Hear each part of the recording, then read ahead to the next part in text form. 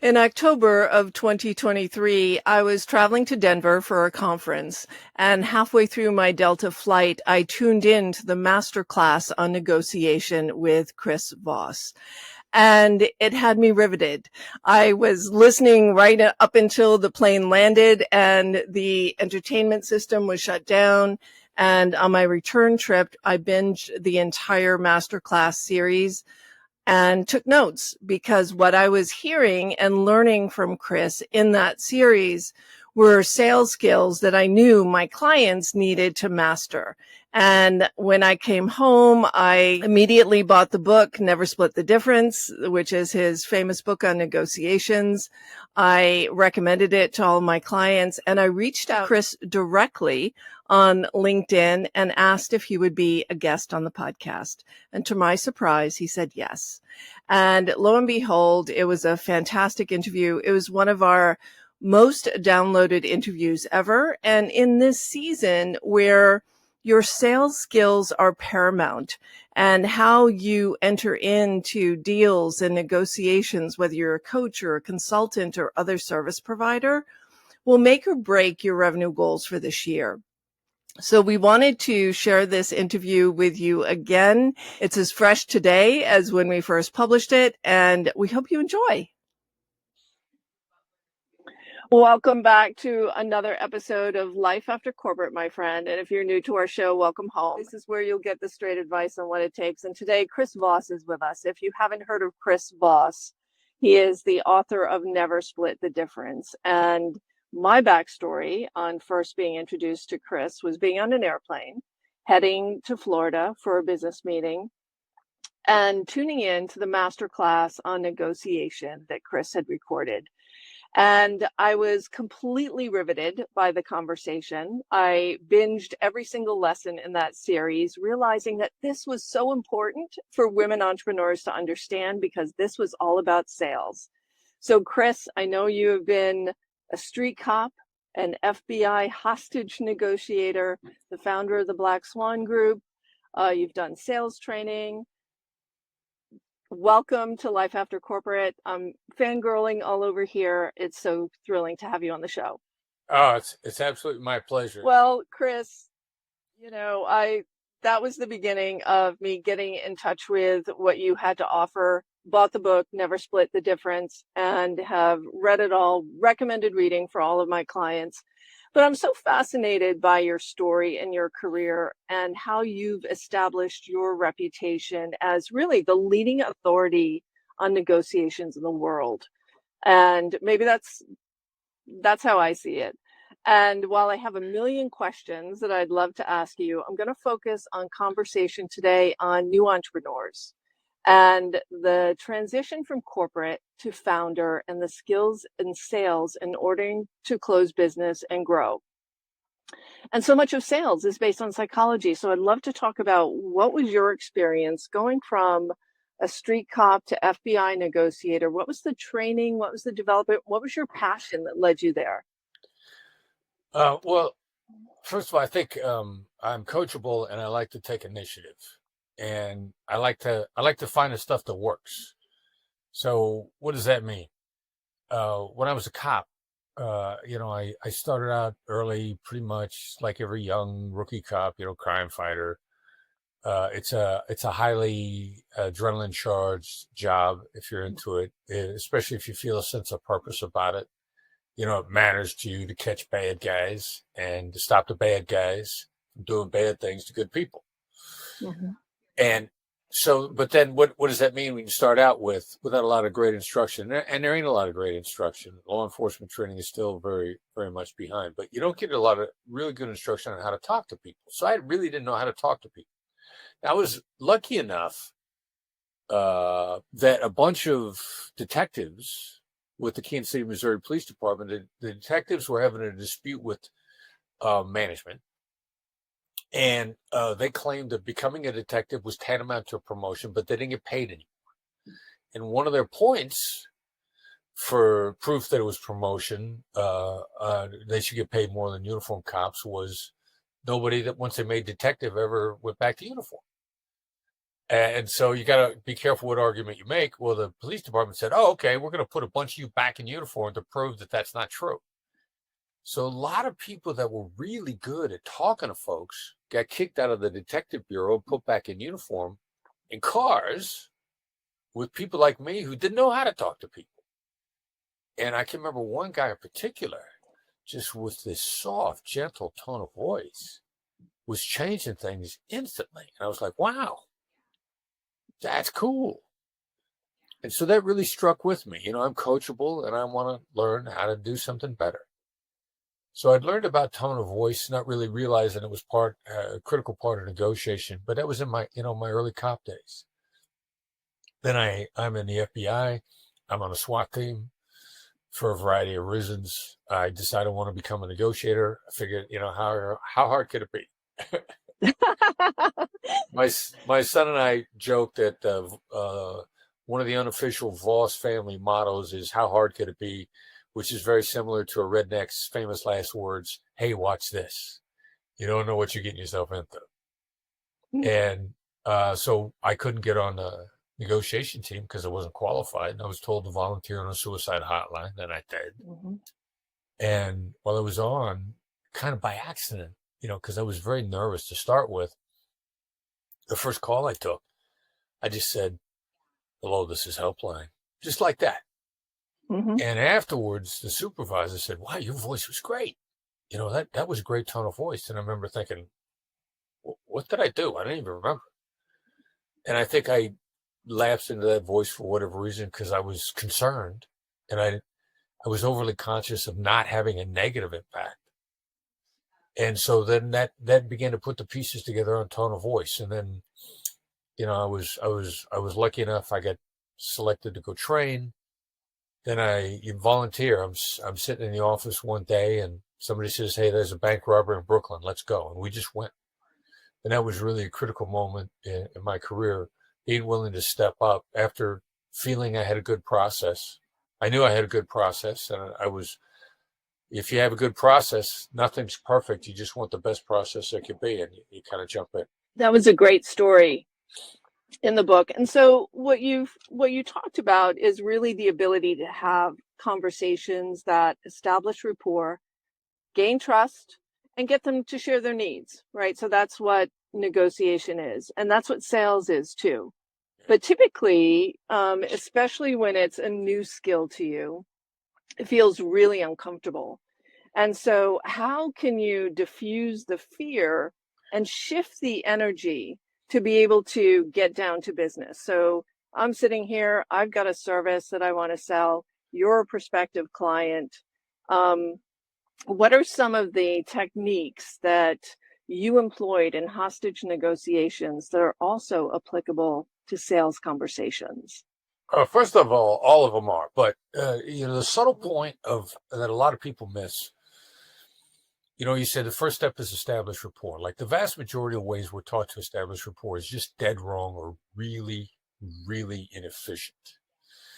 And why is that so pervasive? Because we don't have a lot of good examples. I mean, to me, I blame mostly the movies and TV. The movies and TV show really bad ways to establish rapport constantly. However, since the writer controls the dialogue, then the writer thinks that's the way to establish rapport. And what's depicted for us is that it works when it doesn't. Like, "Hey, I've been there. I suffered loss too. I know how you feel." That you see that in the movies and TVs all the time. And a point of fact, it's almost always offensive. So this whole establishing rapport thing, why does it take you out of your comfort zone? Because the best way to do it is pretty much like nothing you've seen. And so suddenly you're like, wait a minute, but that's not how they do it on TV. And you haven't really seen what it takes. Excuse me. So, since I went to the hotline to learn a skill, they taught me a way to establish rapport.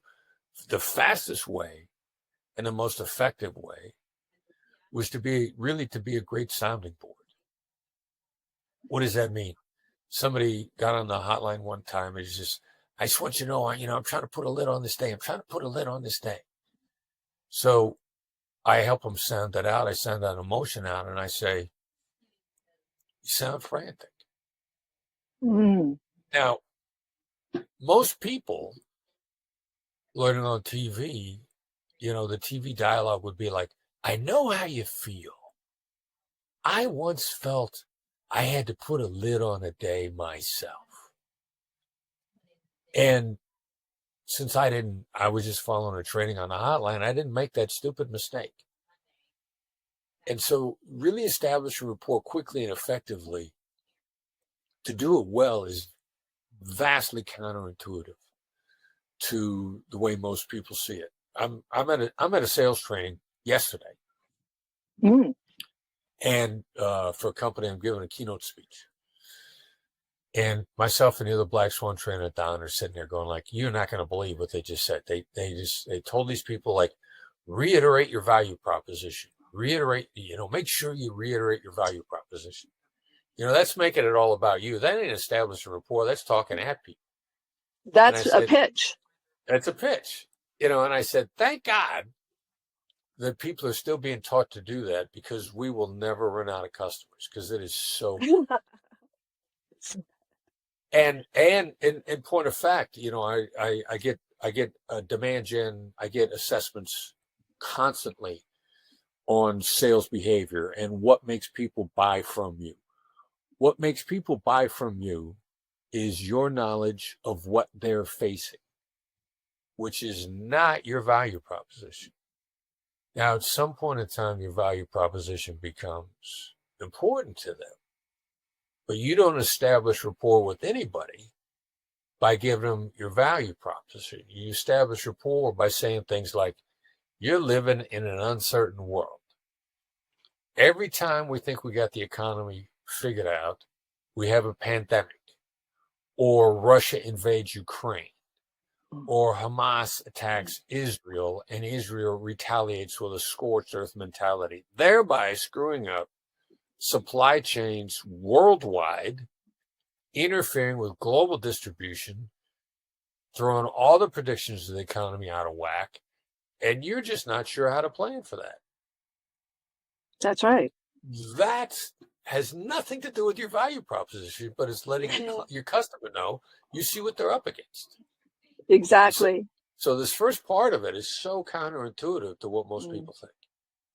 Yeah. So in your masterclass, you talked about, in the book, you talk about mirroring, labeling, which I think you were just doing, and if I got it right, and really things like NLP, right? Neuro linguistic programming types of techniques. So let's walk through a sales conversation, and let's walk through the structure of open-ended questions, the labeling, the mirroring. How does it all unfold? I think that would be a very useful framework for people to hear. Well, in a sales conversation, first of all, your customer probably already knows your value proposition.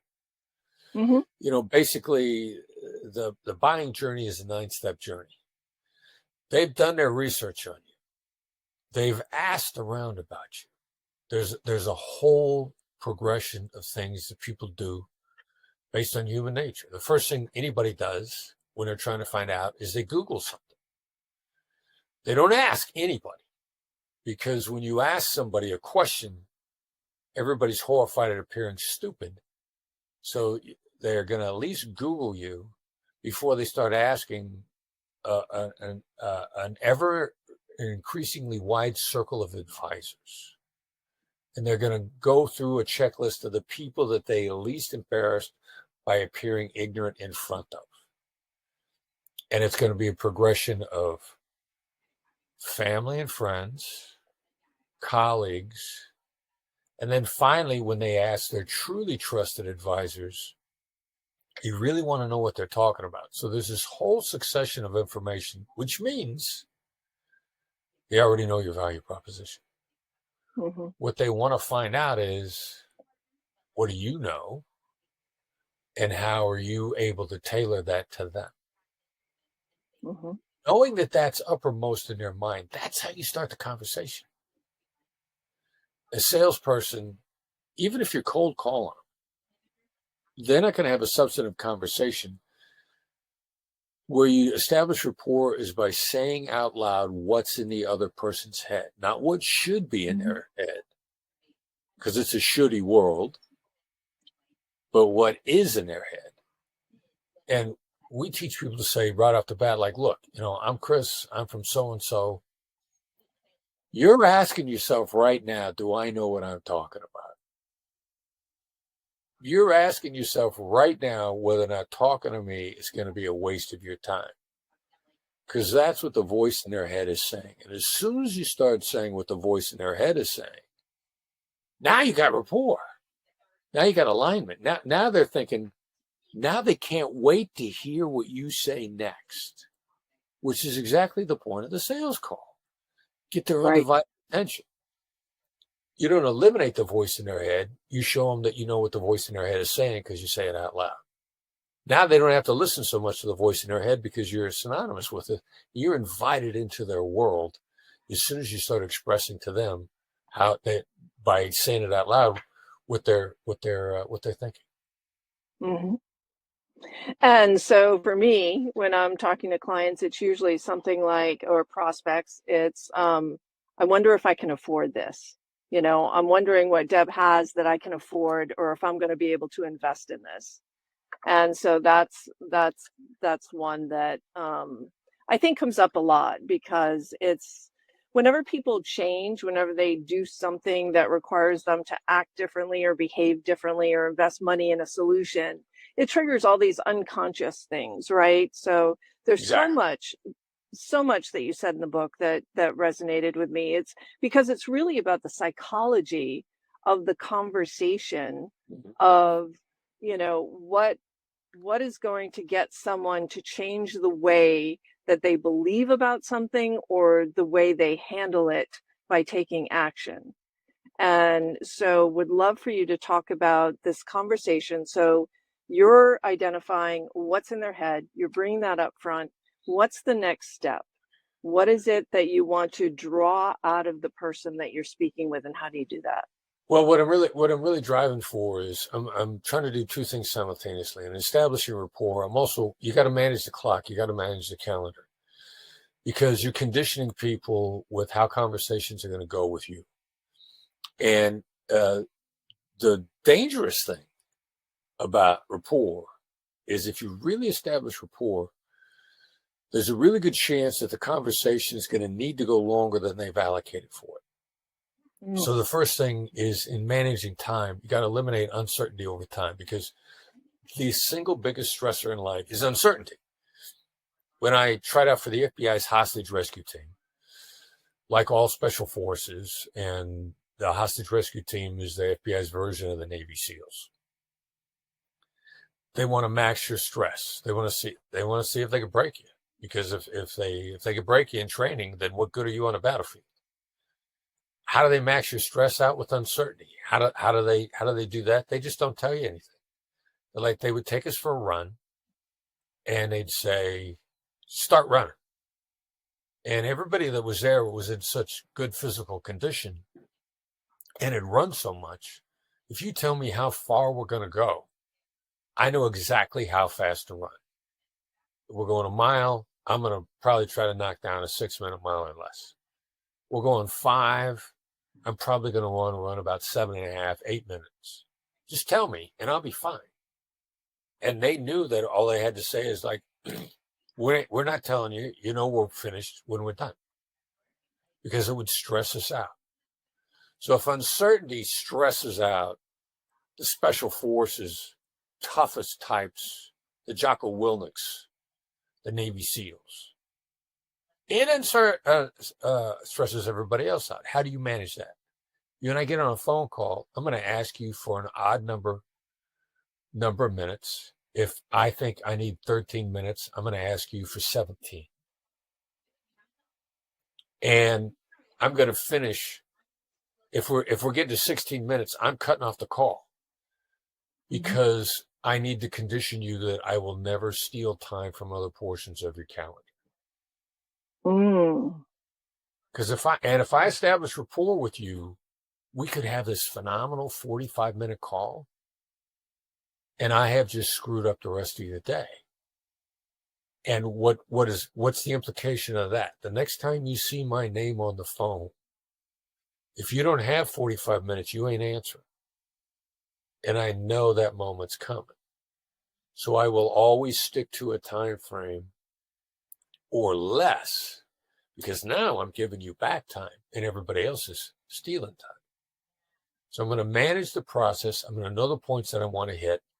And the danger of rapport is taking people out of their day. And I'm not going to let that happen no matter how good it is. So I'm going to look for very specific points that I want to make in the call.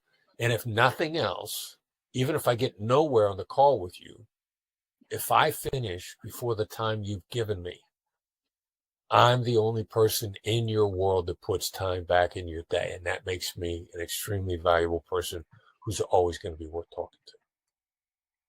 Wow, that is so counterintuitive. So opening up the call and saying we have 25 minutes or we have 27 minutes for this call, ending at the 25-minute mark makes you reliable and trustworthy. So that's an interesting piece of psychology right off the bat.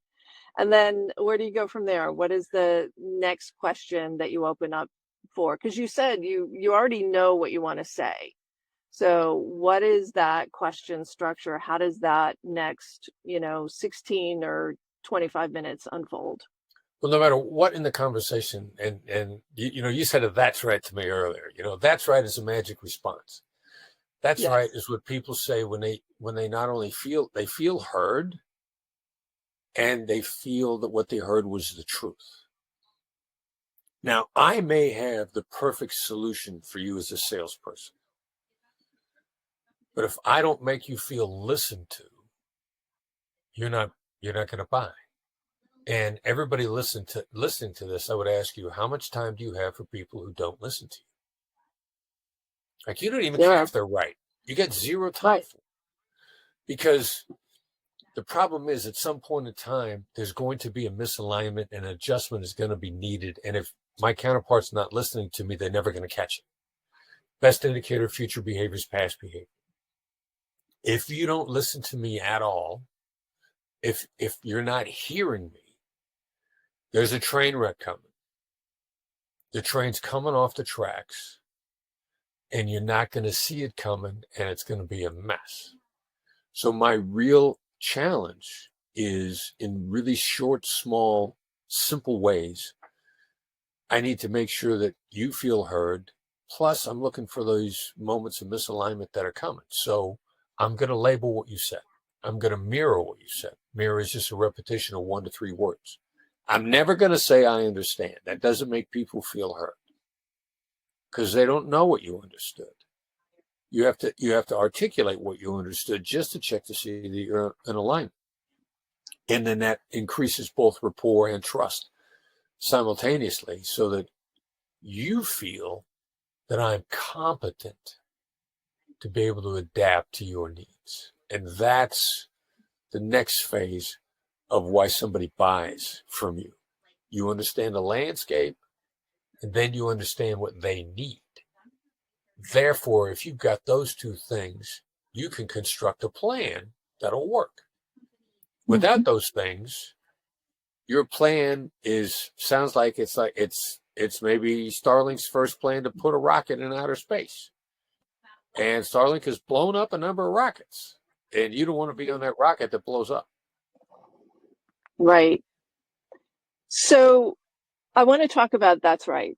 I want to start where you started, right? So that's right is better than yes. And that was a big eye opener for me in the book.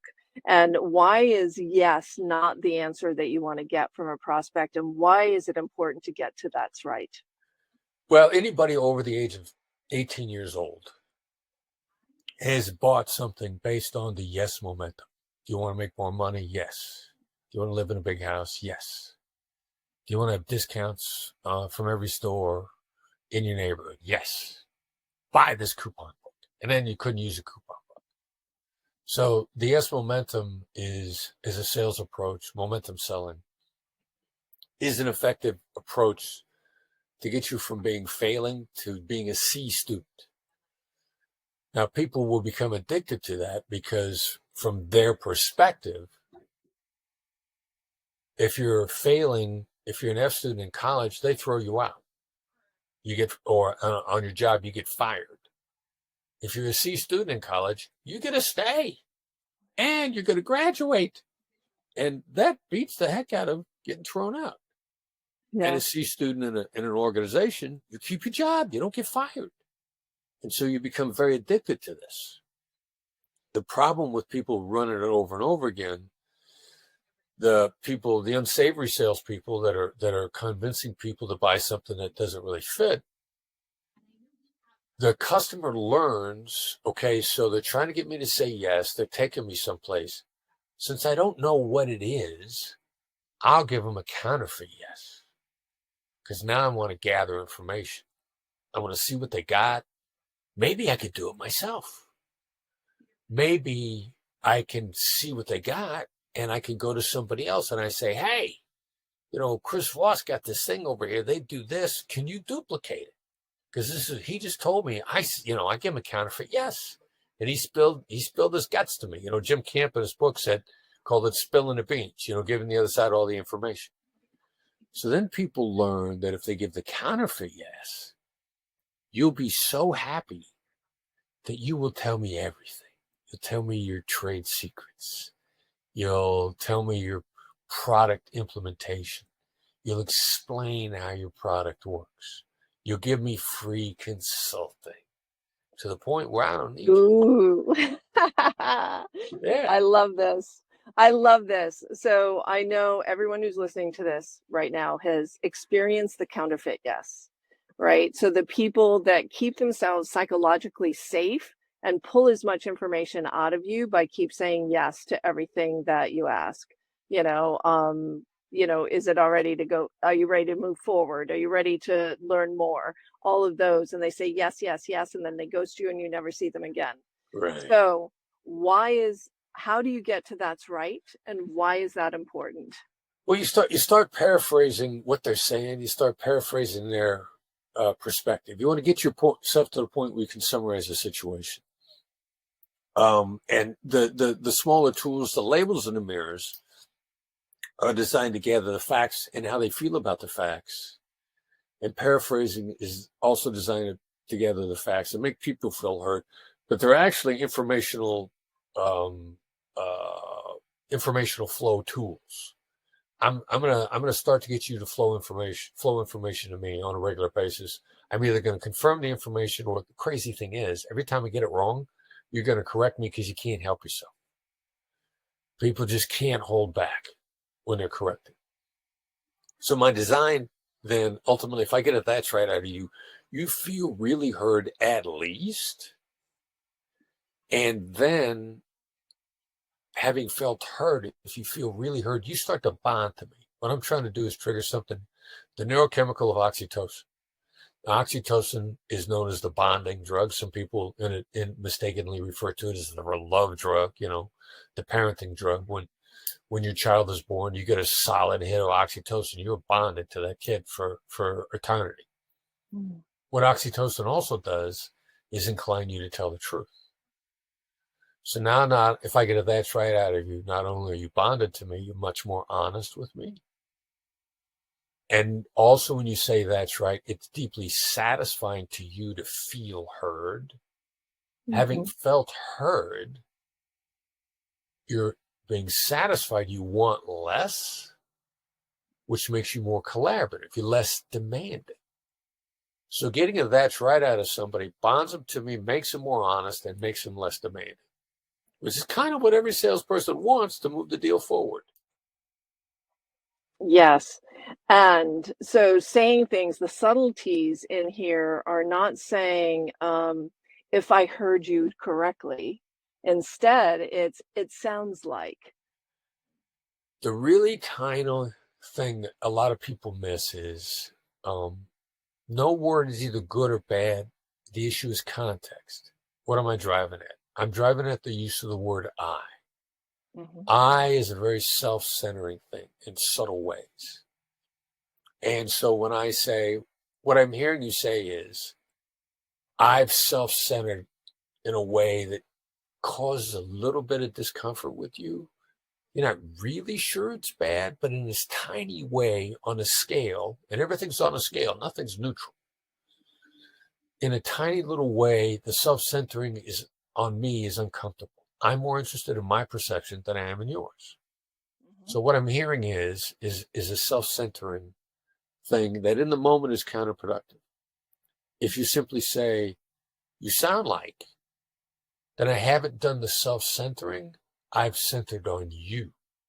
And you like that. It feels good to you in that context. So it's not it, it's you. So you want to get real personal. Each one has a different emotional impact. And how do you learn which one? Only through practice. You take the basic skills, and small stakes practice for high stakes results is the black swan mantra. I practice on my Lyft driver. I practice on a grocery store clerk. It looks like if someone's got a frown on their face, I don't say, how are you? Because they got a frown on their face. I can tell that they're not doing well. Or they either unhappy or they have gas. So I'll say, it looks like you're having a tough day. And they'll feel seen. Yeah. But it also gives me practice of, am I going to use it or you? And then I feed my supercomputer my gut instinct, and I get better at it. Yeah, you do have a supercomputer, that's for sure. Yes, I was practicing on my partner, and he said, "Will you just stop saying what I'm saying?" I was mirroring with a little inflection at the end. He was like, "Will you please just stop that?" So let's move on. We only have about 10 more minutes, and I want to get to the emotional drivers, the unseen, unspoken needs that people really have, and how you uncover those in these sales conversations. Well, there's some table stakes. I remember what the table stakes are: fear of loss. It's always table stakes. And I don't know the source of the stat. I believe it to be true. I wish I could cite the source. I heard a long time ago that 70% of buy decisions are made to avoid a loss, not to accomplish a gain. I do also know from prospect theory, Danny Kahneman, Nobel Prize winner, behavioral economics, a loss stings twice as much as an equivalent gain. So what somebody's most afraid of losing is going to have the biggest impact on their decision making. So I'm looking for it, and I'm looking to articulate it. You're worried about the impact it's going to have on your bottom line. That's simply saying out loud, bringing their fear of loss out into the open. I also know from neuroscience that the best way to deactivate fears are to simply say them out loud. Recognize the elephant in the room. Not deny it, not say, but that's not true, or I don't want you to be worried about the effect on the bottom line. Those are not recognitions, those are denials. So in a sales process, what they're worried about losing is going to have the biggest impact on their decision making. And they're going to be worried about short-term and long-term. Short-term is, what's this costing me now? How do I get them to shift to the long-term to see the bigger picture? Then it's probably going to be a calibrated question, which is going to be asked in a really curious tone of voice. And curious is curious, upward inflection. The question is probably going to be, what happens if you do nothing?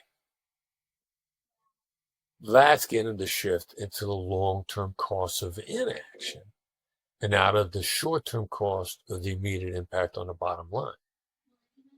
Exactly. It's understanding what their fears are and in what time frame their fears are rooted, the present or the future. Excellent. So, and it's so true. I mean, people are way too focused on the short term in these discussions. They're focused on how much cash is in the bank.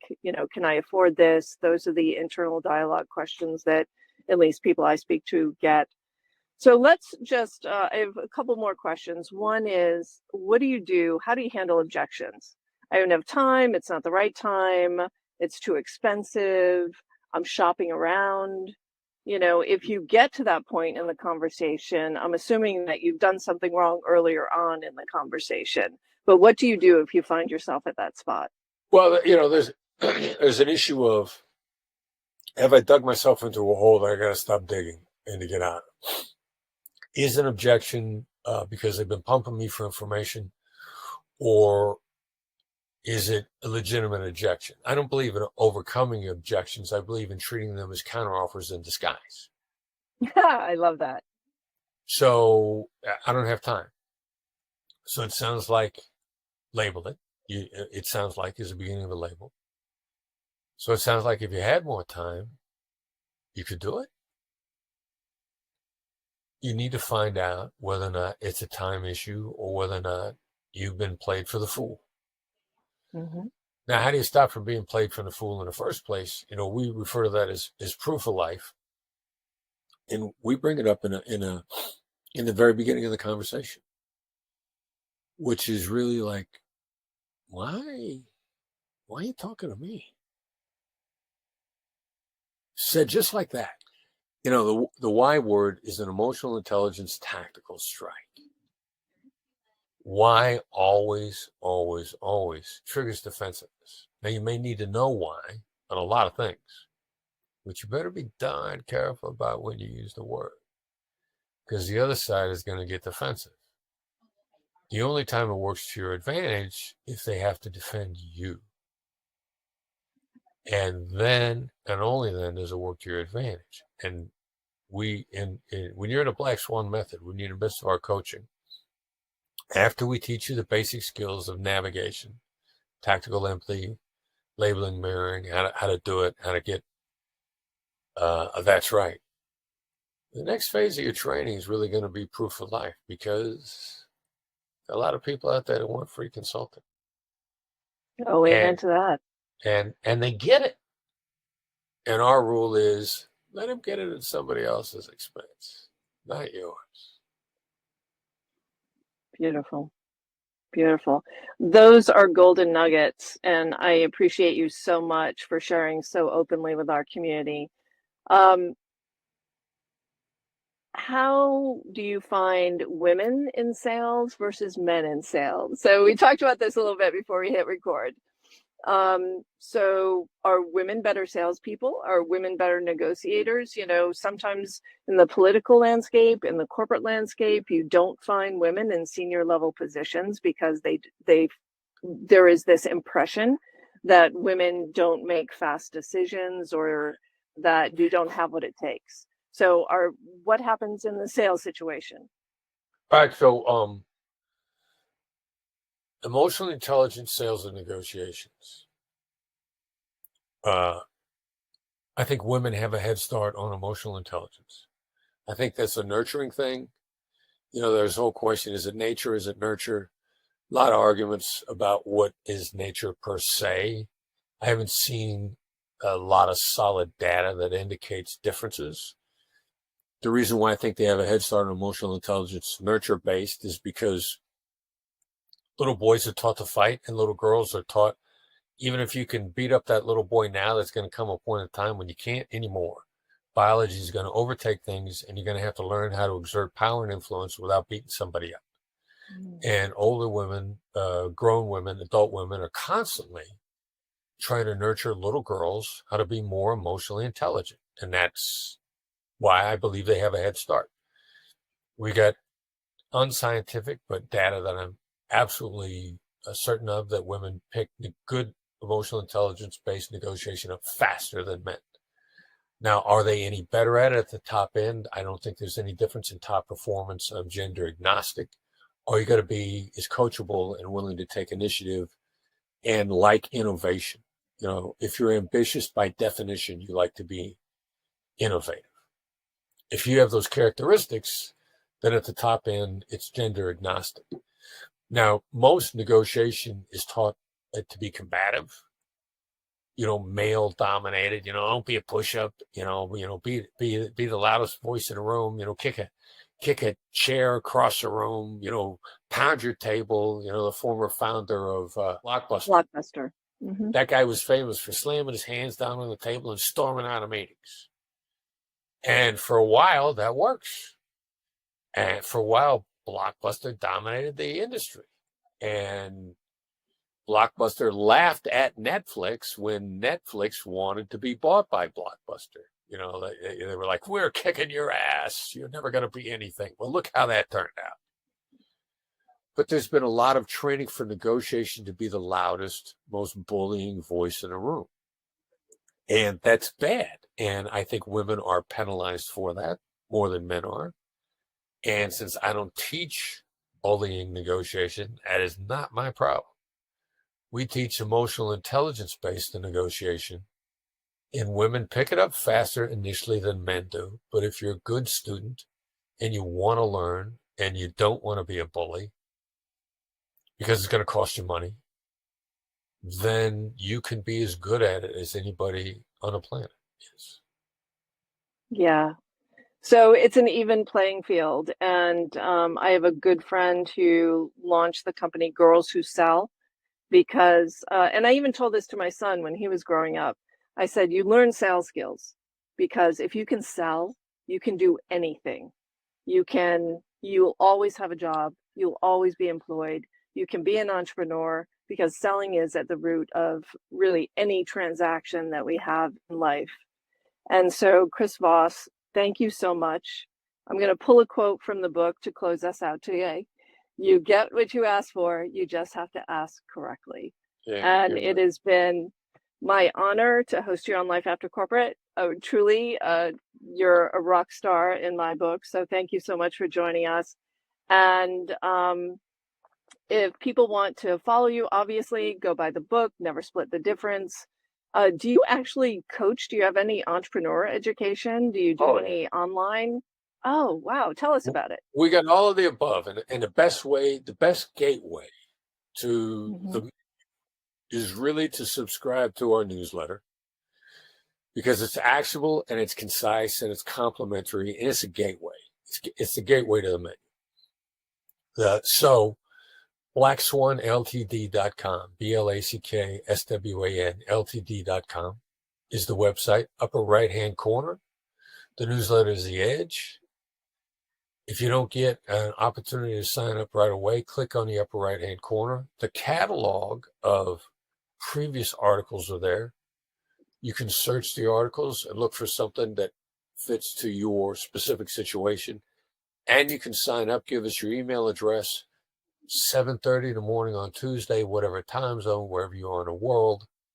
It's a perfect moment to get a small dose of actionable negotiation thoughts.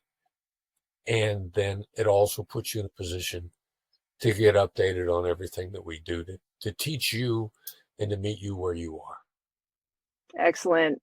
Well, Chris, I'm sure you just got a bunch of followers from this episode. And my friends, I want you to listen on repeat, get your notebook, start taking notes. There were gems that were dropped in this conversation today. So go to blackswanltd.com, subscribe to the newsletter, get all of these great resources. Chris Voss, thank you very much for joining us on Life After Corporate. That was my pleasure, Deb. Thanks for having me on. All right, that's it for now, my friends. We will see you next week.